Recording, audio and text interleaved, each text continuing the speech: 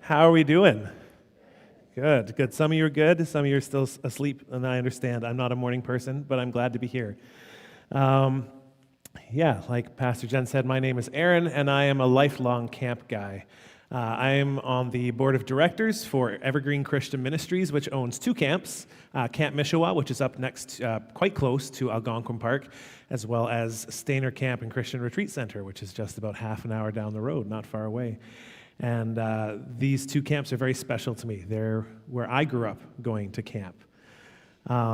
These two camps are connected to the Evangelical Missionary Church of Canada, and there is a connection here. So in 1993, the Missionary Church of Canada, which came from some Mennonite roots, merged with the Evangelical Church of Canada, which came from Methodist roots, to become the Evangelical Missionary Church. Isn't it nice when churches merge instead of splitting? Nice. You don't hear that often.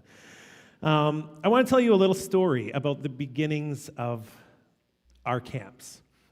I do want to say off the top, I'm obviously going to be sharing about the camps that I have worked at in my life, but you will see out in the lobby today after the service, there are so many great camps, and these are all great camps to support, to be involved with. And so any of these stories could have really taken place at any of these camps, and I want to encourage you to explore all those camps.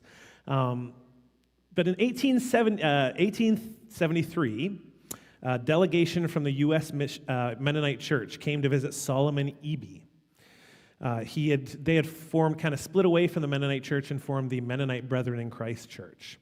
And the people from the old church, as they called it, came to try to kind of create some reconciliation. And they pointed out his errors to him. They said, well, you're holding prayer meetings and testimony meetings and even revival meetings. How could you do this? These are Mennonites. And they said, what's next? Camp meetings?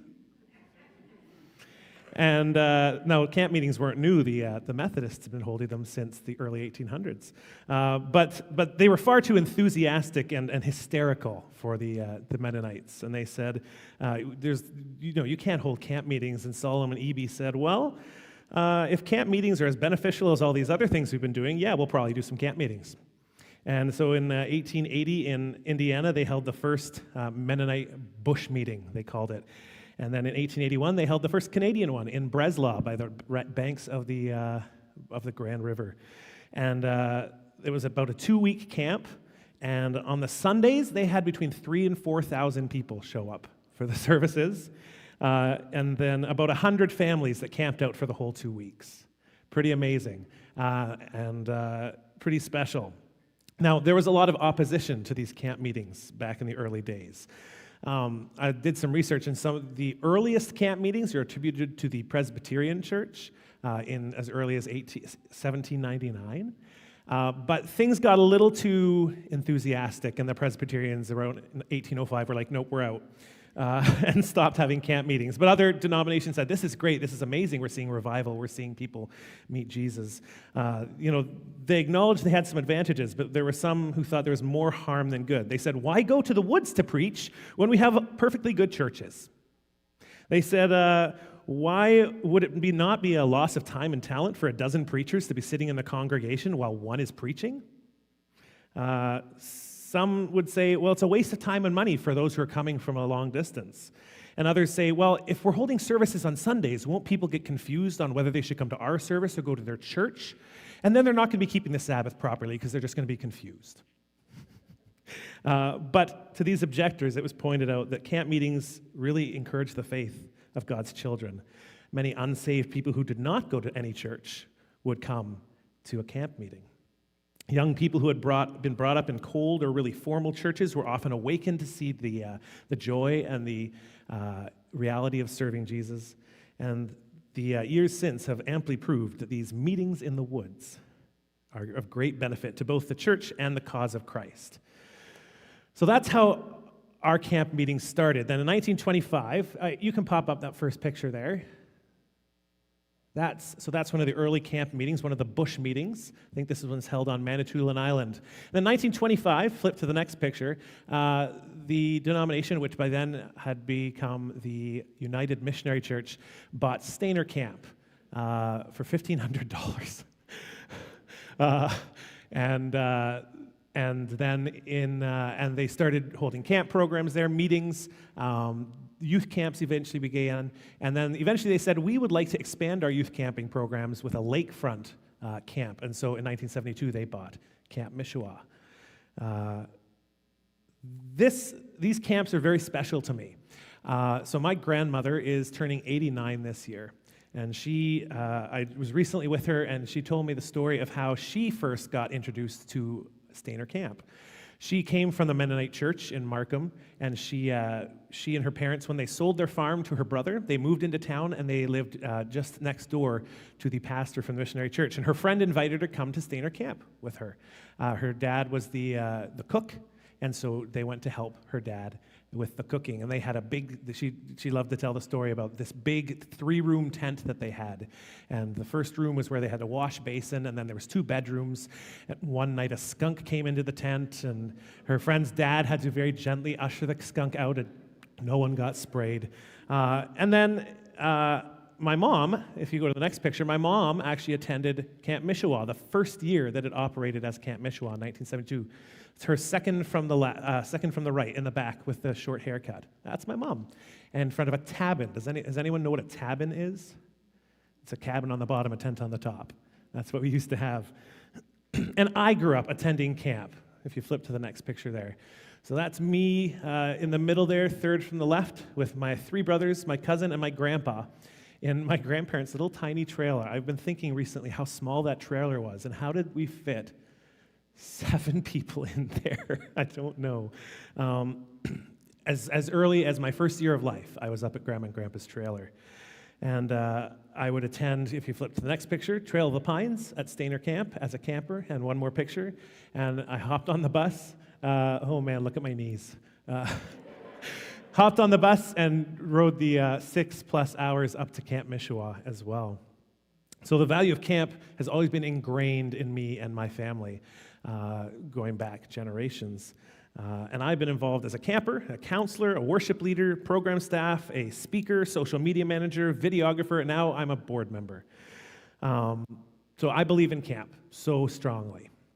So why do I believe in camp? Why do I think camp is important? Well, I'll ask a question. How many people here have had your faith journey or life impacted by attending or working at a summer camp? Yeah, okay. Sermon done. Go support your camps. Amazing.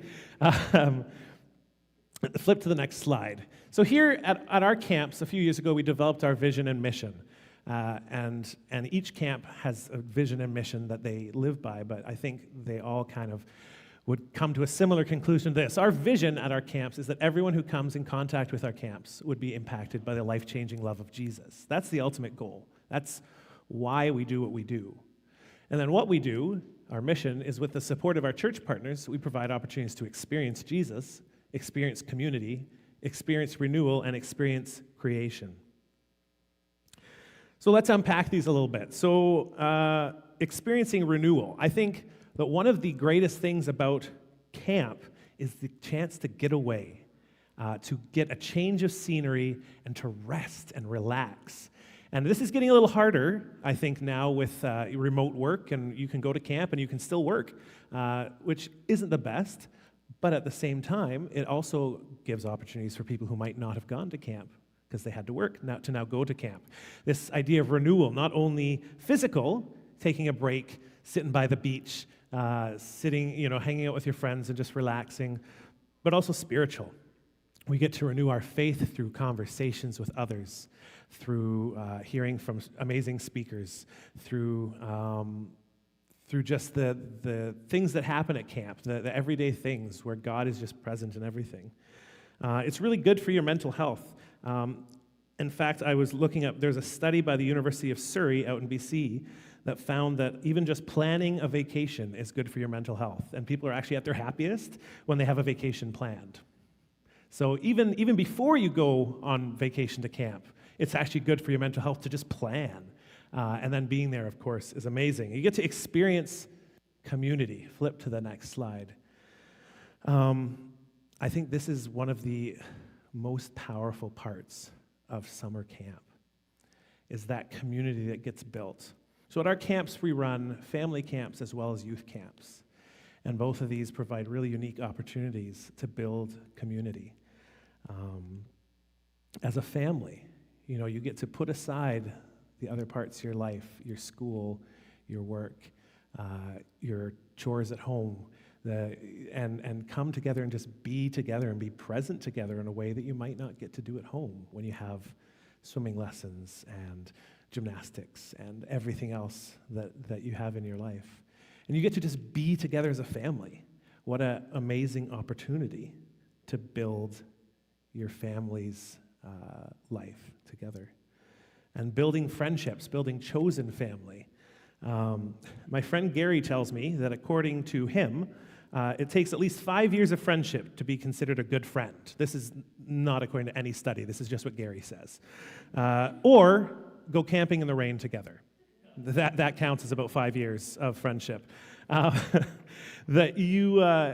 There's so many amazing opportunities to meet people, to grow together with people, things like family camps or church retreats or mother, daughter, father, son weekends. Some camps hold grand camp where grandparents and grandkids come together. I love that. At Stainer Camp, we have men's, women's, and biker motorcycle retreats. Coming together with common interests, common learnings that we want to come together and grow together. And some of my best friends are people I met at camp. It's a different world.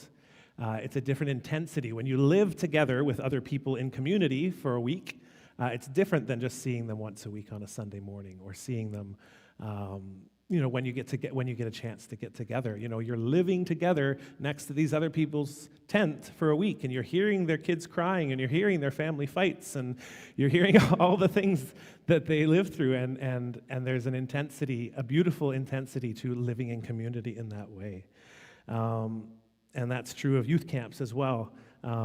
Living in community forces relationships to be built, mostly in a good way, but when not, we get to learn conflict resolution skills. So that's great too.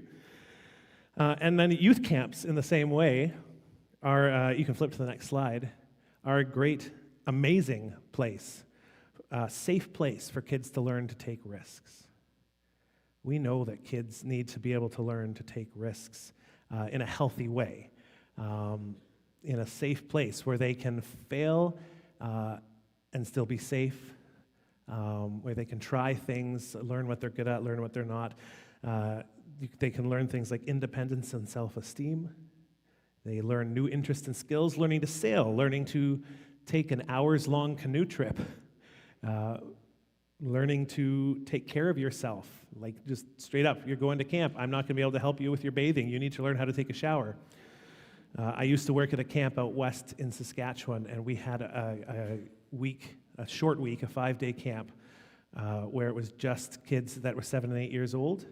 And each day they would do different skills, right? They would get to try cooking on a fire and all the different things. But one of the skills was a shower skill.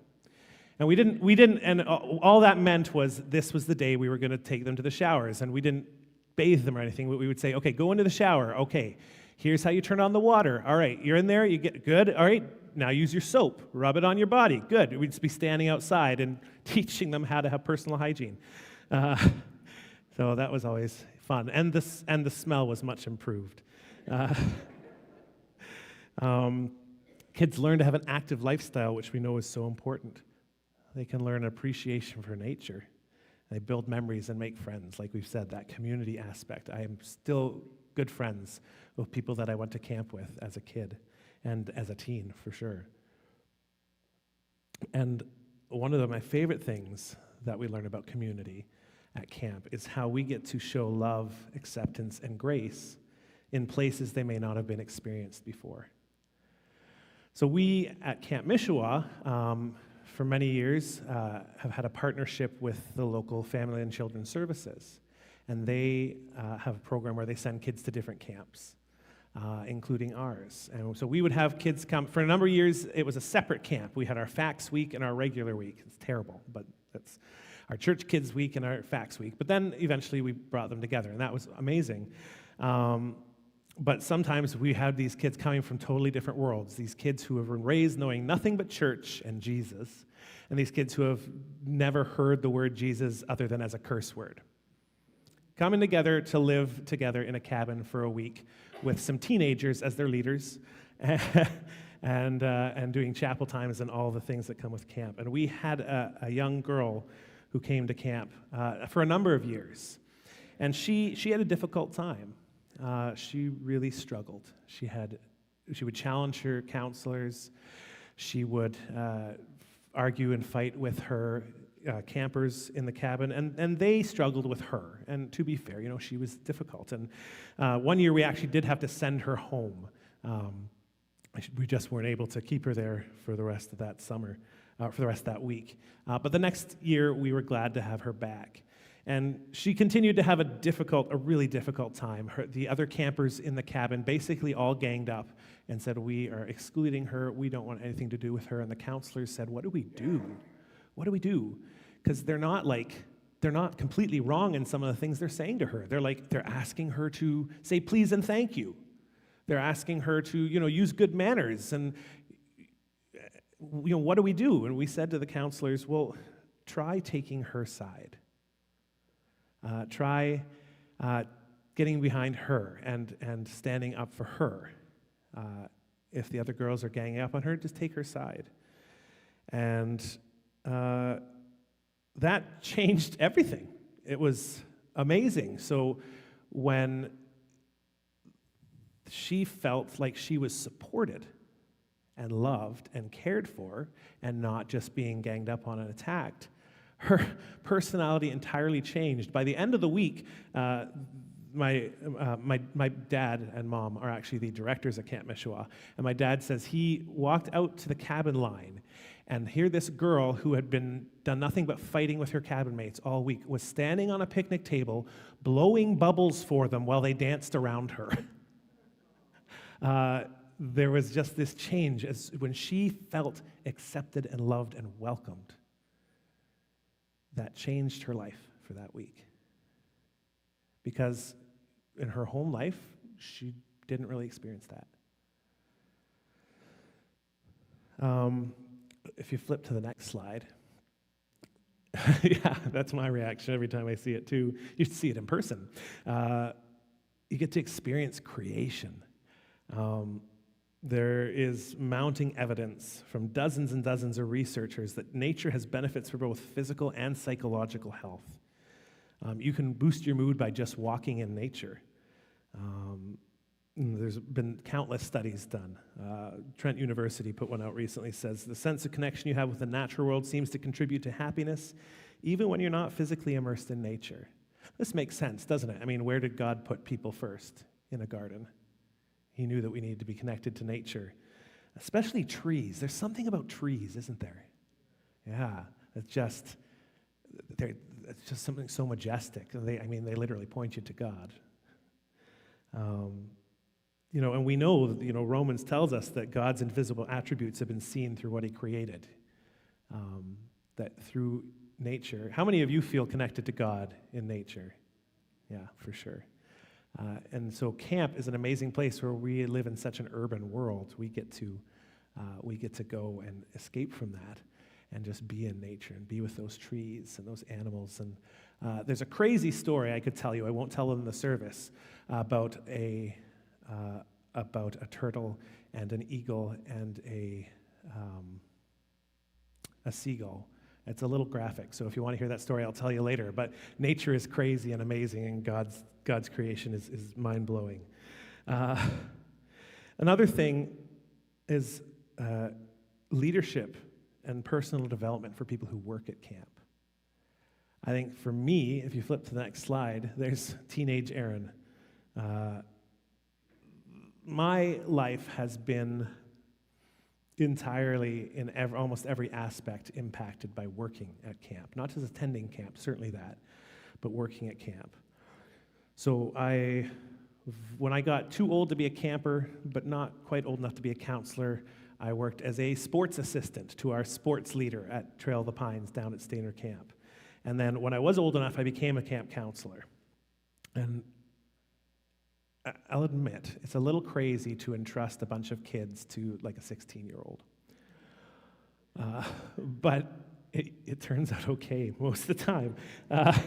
I remember working at camp. This probably would have been 2002 when I was a teenager. And I had this week of camp where for the first 3 days of camp, I was like, this is easy. Like, these kids are amazing. How come they're not misbehaving at all? This is weird. And I may have bragged a little bit about it, and maybe that's why this happened, but around Wednesday, they went crazy. They lost their minds. They were like drinking out of puddles and calling each other slurs and hitting each other with sticks. And I was like, what happened? You guys were so great. And I don't remember exactly what happened, but I was in the cabin and something happened and I walked out and there were some other counselors there. I said, I'm not going back in there. And I walked away and I went to an empty building and I sat down and I went, oh, I can't do this, God. I can't do this. Like, what am I doing? I can't do this by myself. And light bulb moment. Yeah, I know. That's the point. You can't do this by yourself. You need me, Aaron. Oh, of course. It was such a life-changing moment for me, that moment of realization, of course I can't do it by myself. I need God. I do not have what it takes. Not just here at camp, certainly here at camp, but anywhere, to live without Jesus. I need Jesus. And a couple minutes later, I heard a whole bunch of people running by, and one of my campers had run off, and everyone was chasing him, so I had to get up and go back and be a counselor again. But that was a life-changing moment for me. But certainly also the skills I gained at camp, skills in conflict resolution, in how to live with other people, in how to be a leader, how to share Jesus with other people, how to teach. I actually am working in education now as a teacher who's not ever gone to college for teaching. I don't even have a degree, actually. I work at a private school, and when I lived out west, I moved out west because I was connected to a camp that was kind of really close to the Alberta-Saskatchewan border. And I was looking for work, and someone suggested, well, you're great with kids. You have lots of experience with kids, training. Why don't you consider becoming a substitute educational assistant? And so I did that. I interviewed for this position, and I was hired 100% based on my experience working at camp and in churches with kids. And then that turned into me becoming a full-time educational assistant, which turned into, when I moved back to Ontario, getting a job at this school and them saying, well, you have all this experience, you have great references from your past school, would you be willing to teach a class as well? And that led to me teaching multiple classes. And so now I work about half-time as an EA, half-time as a teacher. That's all because of camp. It's amazing. I love how camp can change lives. So last summer, we really struggled to get enough camp counselors. If you flip to the next slide. So we, especially guys, it's always almost every camp last summer was going, we can't find male counselors. We don't know what to do. And we had this young man, the guy with the octopus on his head, he applied to be a counselor. And I ended up doing his interview, and it was pretty clear that his mom had signed him up to be a counselor and that it actually wasn't his idea. But I talked to him, and he seemed willing to try it. And so we did the interview, we got his references, we did the whole thing, and he came to our counselor boot camp training week. And about halfway through the week, and he was connecting with the other counselors, but he was fairly quiet, fairly to himself. And about halfway through the week, he pulled me aside and said, look, this place seems pretty great, but I don't think I can do this. It's just a lot. And we talked a little bit, and I said, why don't you stick out the rest of the week and kind of see, we're not expecting you to figure this all out. We're training you, we're teaching you, we're going to give you the tools you need, and we're here to support you, right? We're not throwing you guys out. We're not pulling a Jesus and sending you out into the villages without any support. We're going to be there with you. Not that Jesus was wrong to do that, obviously, but that wasn't what we're going to do. So he stayed for the rest of the week, finished the training, and I think he wasn't sure about coming back, but his mom kind of convinced him, and he came back when the kids arrived, and he just kind of came to life. And all of a sudden, he was just having a good time and just loving on the kids, and did an amazing job. The following week, he was only scheduled to come for 1 week. He said, "Can I come next week and be a counselor?" We said, "Well, we don't really need you," and then we did. Someone else dropped out. We said, "Yes, please." And then he came to our teen camp week as a camper, and it was amazing. It was an amazing summer, and I know he learned things about himself that he could do that he never thought he'd be able to do. And he certainly grew in his faith.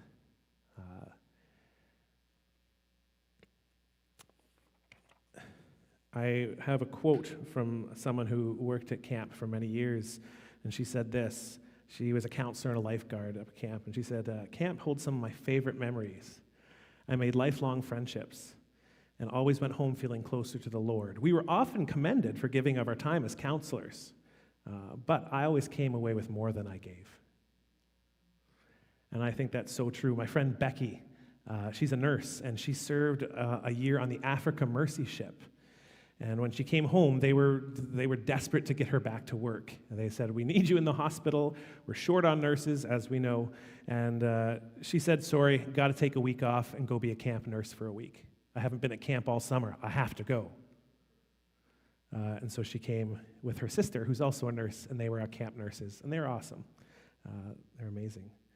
And these young people go on to become leaders in the church and in the world. So again, my parents counseled at camp together, and now they're directing camp.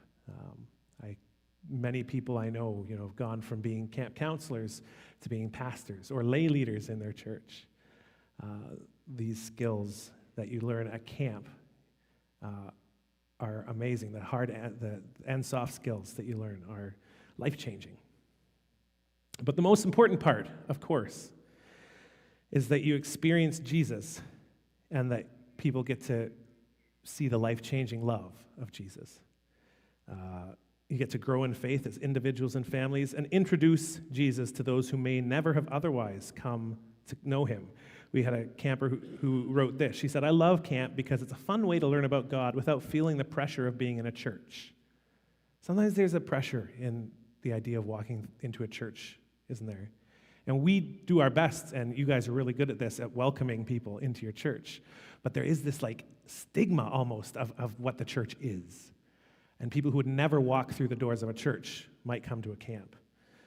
You can learn and share without being judged for what you know or think. I like being able to grow into my faith at a place where we share the same belief for a continued time with no break, so that intensive week-long experience, or I'm surrounded by the presence of God, again, in nature. As a 15-year-old said that.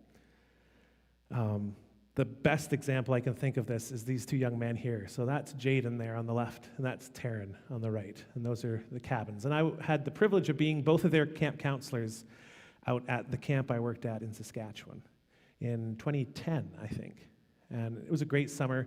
And both of them, in the course of that summer, made a decision to follow Jesus, which is really special. The group on the right, the whole cabin made a decision to follow Jesus that week. It was so cool. In 2013, there was a horrific car crash just outside of Lloydminster, and 6 teenagers were killed, including these 2 guys. And but what is amazing to me is that these guys had no church affiliation. Their church was camp. They knew Jesus because of camp. And I know that I'll see them again because they met Jesus at camp. And I had the privilege of Jaden's mom asked me and another camp staff to come and meet with her after the accident and talk to her and ask us questions and said, Jaden talked a little bit about his faith and, what he believed and shared some songs with me and stuff, but I have some questions about, what we can and can't do for the funeral, and is there some verses that we were pastors for this mom, grieving mom. What a privilege and a responsibility. Camp, let these 2 guys know Jesus. We get to do things like celebrate growth of a relationship with Jesus at camp. We, at Camp Mishewah in particular, we get to do baptisms. If you flip to the next slide. Last summer, we had 4 staff members get baptized, 4 family campers, and 3 people from one of our local supporting churches. What a privilege to be a part of that step in someone's faith journey. Not only meeting Jesus, but getting to know him better and committing your life to him. And one of my favorite stories about how, if you remember at the beginning, the statement was, everyone who comes in contact with our camps would be able to experience the life-changing love of Jesus. So flip to the next slide. This is Tom. We call him Cisco Tom because he works for Cisco and delivers our food. A number of years ago, so he's just a truck driver, literally what he does, and he would bring the food. But our kitchen staff just fell in love with Tom. They just thought Tom was great. And so they would always be excited when the Cisco truck pulled up and it was Tom. And they decided to make a music video called Cisco Tom Has Got It Going On, to the tune of Stacy's Mom Has Got It Going On. Maybe you probably never thought you'd hear that song mentioned in church, but they rewrote the lyrics. They sang it really, really badly. Terrible singing, it's painful. But they then sent this song to Tom, and they had videos of them dancing in the kitchen and just loving on Tom. And this video eventually made its way up to the CEO of Cisco, who absolutely loved it. And they were like, this is amazing. We think this is great that you're just loving on Tom. And so a few years ago, in the midst of COVID, when we were unable to run our regular kids camp programs, we did called Mish in a Box. And we had a mail out as well as an online aspect. So there was a daily activity that would come in their box, as well as a video that they would follow along with songs and stuff. And Cisco Tom signed his daughter up for Mish in a Box. No church affiliation, but because he had been loved on so much by our kitchen staff, he signed his daughter up for Mish in a Box. And when she's old enough, she's coming to camp. Because of that love, that life-changing love. Camp is holy ground. We had someone leave a review on our Stainer Google page. It says this, those who have gone before have obviously prayed and laid the foundation. God's presence and everlasting peace are everywhere you go throughout the grounds. And I found this at many of the camps I've gone to, visited, worked at, that there is a holiness to the grounds. They are holy places where holy things happen, and they have been blessed by the love and sweat and work of thousands of people through the years. I know I said it's holy ground, but at least at our camp, we ask you not to take your shoes off because we don't want you to hurt your feet. So keep your shoes on, but it is holy ground. Camp is amazing. And what's cool about camp is then when we're in partnership with churches like yours, we then get to feed people back into your churches. And then you get to feed people back to us as leaders and counselors and campers. And it becomes this beautiful relationship where we're sharing Jesus and sharing our people with each other. So this all sounds pretty great, right? How can you get in on it? Flip to the next slide. So first way, obviously, is come to camp. Take a look. If you don't have a camp, if you have a camp you go to and it's good, go there. Amazing. I'm so happy that you have a camp. If you don't, come check out our booths of all these awesome camps out in the lobby after the service and get connected. If some camps run just kids programs for the whole summer, and that's amazing that camps have the ability to do that. And there's lots of options. Some camps run retreats. Some camps run family camps. There's all different ways. So find a camp that you and your family can get involved in and send your kids to camp. It is life-changing in the best way. They will grow as people and as Christians. Work or volunteer at camp. Get a job working at camp for the summer, or help with a work project. Often camps are looking for people to come help with cleanup or with building something. We're always looking for counselors. We struggle so much with finding counselors, not just our camps, but most camps. And you're never too old to be a counselor. So let me tell you, 2 summers ago, we had Brenda come work at camp as a counselor. Brenda was 70. And she did everything. She played the games. She did everything. And she was amazing. And her cabinet girls absolutely adored her. So I mean, if you're over 70, maybe we can make an argument that you're too old, but I don't think so, but if you're under 70, you have no excuse, because if Brenda did it, you can do it. We're always looking for counselors. It doesn't just have to be young adults or teens to be counselors. If you have an interest in things like governance and policy, join a camp board. It's hard work. It can be really frustrating. Any of you who have been on a board know what I'm talking about, but it's also really important.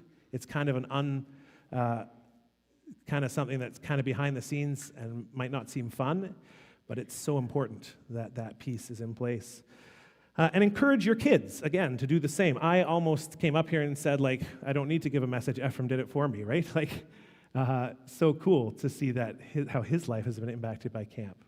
And so send your kids to work or volunteer at camp. Obviously, you can financially support camp, and there's different ways to do that. There are always, operational costs, projects, and also one of my favorite things is sponsoring kids to go to camp, where you can pay their way, because camp is expensive. And so if you have money that you can share, you can give a kid the life-changing opportunity to go to camp. We had recently had someone reach out who, when he was a kid, had a couple from his church sponsor him to go to camp. And now he is sponsoring kids to go to camp. And he's like paying that forward and saying, it changed my life. I hope this changes someone else's life. And then one of the biggest things and the easiest things to do to support us is to encourage the camp people you know in your life. If you have a camp that you're connected to, encourage the people who work there, because it can be discouraging sometimes. Often people, and we know this, sometimes people are much more willing, you don't think to say the good things, you only think to say the bad things, so it can be discouraging. So encourage those people in your life who work at a camp, and also pray for us. Pray for everything. Pray for our hearts. Pray for our staff. Pray that we get enough staff. Pray for our campers. Pray for safety. Pray for the camps in our country. And there's a day of prayer for camp coming up in May as well. That's sort of a day set aside for all churches to pray for all camps across Canada. That's a great day to do that, but also do it always. So I encourage you, come to camp and be changed and make a change in someone's life. I'll leave you with this, and I wish I'd brought a diagram. There was a fellow who I met through camp. His name was Frank Braun, and he was a YFC guy, and he used to talk about GC cubed.